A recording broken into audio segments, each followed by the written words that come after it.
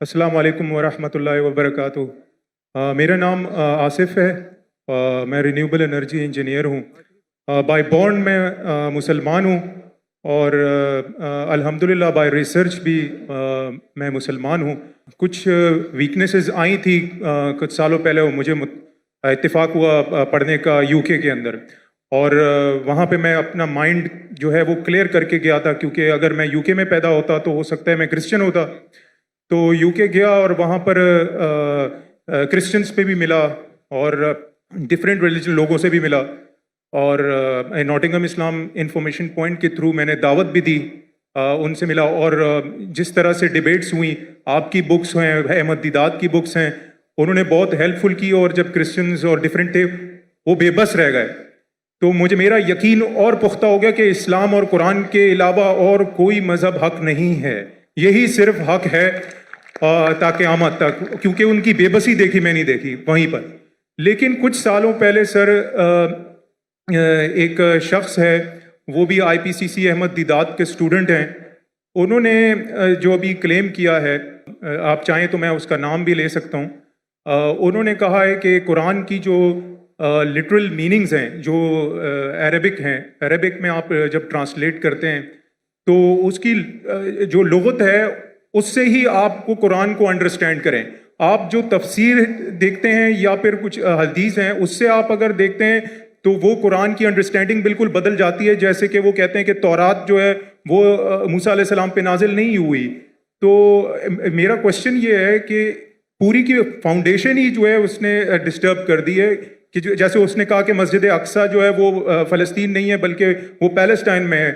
تو یہ جو انڈرسٹینڈنگ ہے کہ آپ کہ قرآن جو ہے وہ صرف قرآن سے ہی سمجھا جا سکتا ہے، کیونکہ وہ اللہ نے اس کی جو ہے ذمہ داری لی ہے، باقی تو مین میڈ لوگوں نے کتابیں لکھی ہیں ساری جو اس کا کلیم ہے۔ تو میری ریکویسٹ ہے کہ اگر آپ اس کو کلیئر کریں، اس انڈرسٹینڈنگ کو، کہ قرآن کو صرف اسی ٹرانسلیشن سے ہی سمجھا سکتا، کیونکہ اس کو قرآن نے وہ اللہ نے اس کی وہ لی ہے۔ تو اور ریکویسٹ ہے کہ آپ سمجھ گیا بھائی، کب سے کھڑے ہوئے سمجھ گیا آپ سر میں سمجھدار ہوں میں، اور کس کے بارے میں بات کرتے ہو بھی جانتا ہوں میں۔ جزاک اللہ۔ بھائی صاحب کا سوال ہے کہ ایک شخص ہے پاکستان میں جو دیدہ صاحب کا شاگرد کہلاتا ہے، اور وہ کہتا ہے کہ قرآن مجید کو لغوی معنی ٹرانسلیشن کیا ہے اس سے سمجھا جا، حدیث سے نہیں۔ قرآن میں کئی آیتیں اطیعوا اللہ اطیعوا رسول، اوبے کرو اللہ کو، اللہ کے رسول کو۔ کیسے اوبے کریں گے؟ اللہ کے رسول ابھی زندہ ہے، ان کی ٹیچنگ زندہ ہے، جی انتقال ہو چکا ہے، انشاءاللہ جنت فردوس میں ملیں گے انشاءاللہ۔ تو کس سے پوچھیں گے آج کی تاریخ میں؟ یہ اللہ کا تو کلام ہے نا، جی اطیعوا اللہ اطیعوا الرسول، obey Allah obey the messenger, کس سے پوچھیں گے؟ کدھر ہے؟ حدیث پوچھو ان سے، سمپل ہے۔ کوئی بھی اگر قرآن کا بیسٹ کامنٹری قرآن خود ہے اور اللہ کے رسول کی حدیث، دو چیز، قرآن خود اور اللہ کے رسول کی، یہ بیسک ہے۔ Best is Quran it self, کئی جگہ قرآن میں دو جگہ ذکر رہتی تو commentary it is called it self. Number 2 اللہ کے رسول کی حدیث، اس کے بعد اینسلری، اور ہو سکتا ہے سائنس، ہو سکتا ہے ٹیکنالوجی، بعد میں آئیں گا۔ دو بنیادیں اپنے شریعہ کی، قرآن اور حدیث۔ اور پھر قرآن میں یہ بھی لکھا ہے فَاسْأَلُوا أَهْلَ الذِّكْرِ إِن كُنتُمْ لَا تَعْلَمُونَ۔ سورہ نحل سورہ نمبر 16 آیت نمبر 43، سورہ انبیاء سورہ نمبر 21 آیت نمبر 7، دو جگہ لکھا ہے۔ اس سے پوچھو جو ایکسپرٹ ہے۔ یعنی قرآن میں سارے پرابلم کا، ایک جن نے پوچھا کھانا کیسا پکانا لکھا ہے، میں بولا ہاں لکھا ہے، کیا لکھا ہے؟ کوک سے پوچھو نا، کوک ایکسپرٹ ہے نا۔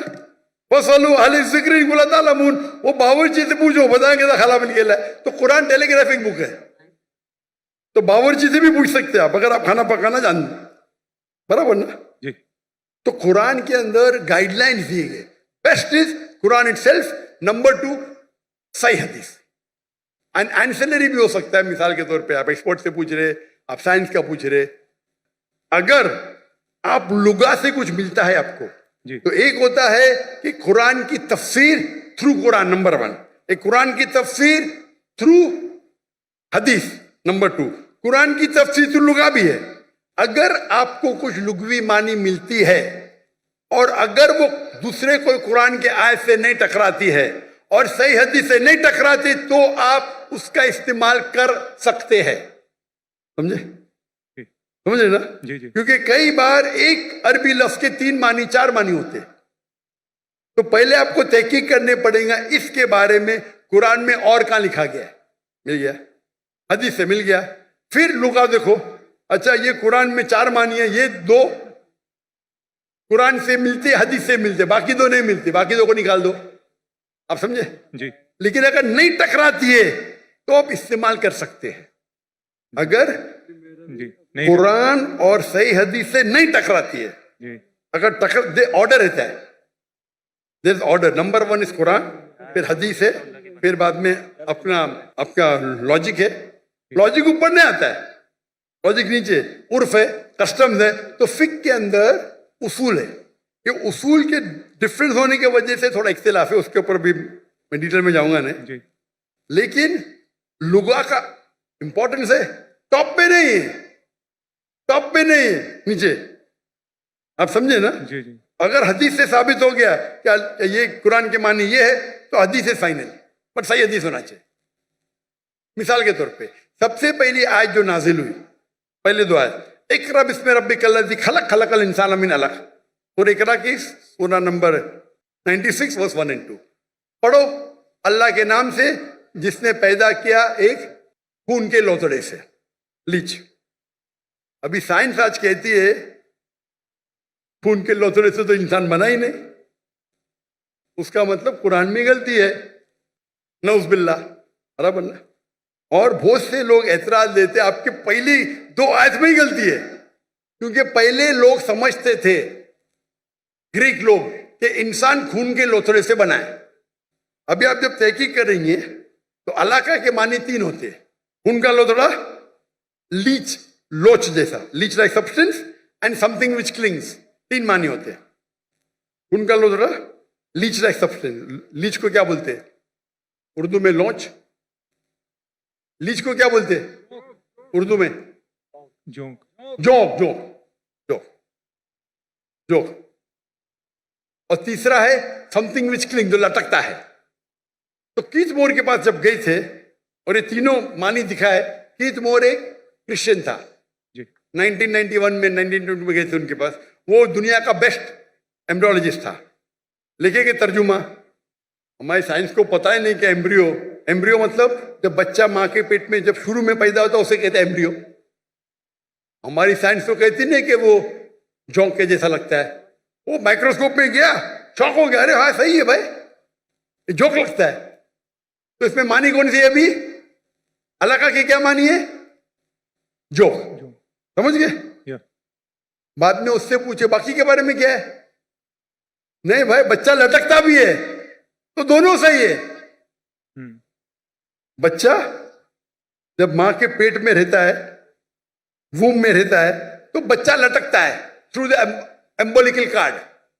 एम्बोलिकल कॉर्ड के थ्रू लटकता है, बराबर. दोनों सही है. और रिसर्च करे पता चला कि दिखने के अंदर बच्चा शुरू में खून का लोथड़ा दिखता है, तो वो भी सही है. खून के लोथड़े से नहीं बना, लेकिन खून के लोथड़े जैसा लगता है. तो कुरान की जो आयत है, इक़रा बिस्मि रब्बिकल्लज़ी खलक खलकल इंसान मिन अलक, अलाका के मानी खून का लोथड़ा, जोंक और लटकना, तीनों सही है. कोई भी हदीस से टकरा रहा नहीं, कोई भी तफसीर में लिखा नहीं, कोई भी तफसीर में लिखा नहीं कि ये लॉन्च के बारे में, जोक के बारे में. खून का लोथड़ा लिखा है, लेकिन वो गलत फहमी थी, क्योंकि खून के लोथड़े से बनता नहीं, खून के लोथड़े जैसे लगता है. आप समझ रहे ना? तो इस वक्त आप लुगा का इस्तेमाल करें, अच्छी बात है, लेकिन वो लुगा अगर कुरान की दूसरी आयत से टकराता है या हदीस से टकराता है तो उसको छोड़ देने का. आप समझ रहे ना? जी जी. तो लुगा की अपनी उसका दर्जा है, लेकिन नीचे. तो अगर आप उसूल को जाने, उसूल को जाने ने और अपने फतवे देने लगे तो हालत ही होगा. और उम्मत को अगर बेसिक नॉलेज है दीन की, कोई भी आलिम आपको کوئی بھی گھمائیں گا نہیں عالم. اگر آپ کو پتا ہے دین کے بارے میں واللہ کوئی بھی عالم گھما نہیں سکتا آپ کو. وہ پرابلم ہے ہم دین کے بارے میں جانتے ہی نہیں نا. میں آپ سے سوال پوچھتا ہوں, اگر ہندوستان میں حیدرآباد میں گاڑی پہلی بار آئی تھی بہت سال پہلے, تو ایک نواب گاڑی خریدتے, پہلی بار گاڑی آتی, امیر رہتے, مل جاتی گاڑی ان کو, تو گاڑی کے ساتھ ڈرائیور بھی آتی. کس کو چلانے آتا ہی نہیں, گاڑی کس کو چلانے آتا ہی نہیں نا, تو کمپنی اس کو ڈرائیور بھی دیتی ہے. تو نواب صاحب بولتے میری بیوی کو شاپنگ جانے کے, گاڑی کو باہر نکالو. تو ڈرائیور بولتے نواب صاحب گاڑی خراب ہو گئی, اب بھی صحیح کرو. تو بولے صحیح کرنے کے لیے 10 کلو گھی چاہیے, 20 کلو رائس چاہیے, باسمتی رائس, اور 30 کلو شکر. تو نواب صاحب اس کو 20 کلو گھی دیتے, 30 کلو باسمتی رائس اور 30 کلو شکر دیتے, اور گاڑی چلنے لگتی.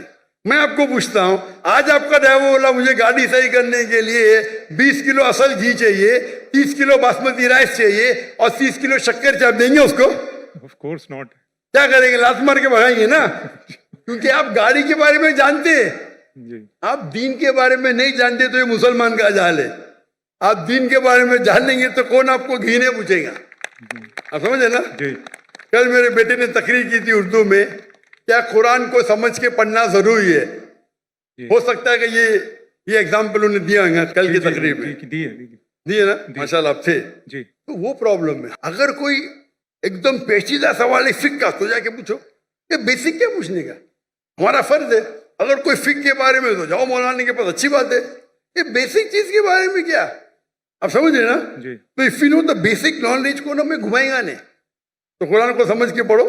الحمدللہ جہاں تکلیف آتی ہے نزول قرآن تو عالم سے بہت ضروری ہے, لیکن یہ بیسک کس طریقے سے قرآن و حدیث پہ عمل کرنا چاہیے, تو ہر مسلمان اگر سیکھے. یہ ہمارے راہ نجات کی کتاب ہے, تو انشاءاللہ ہم اس دنیا میں سفل رہیں گے, آخرت میں بھی. جزاک اللہ.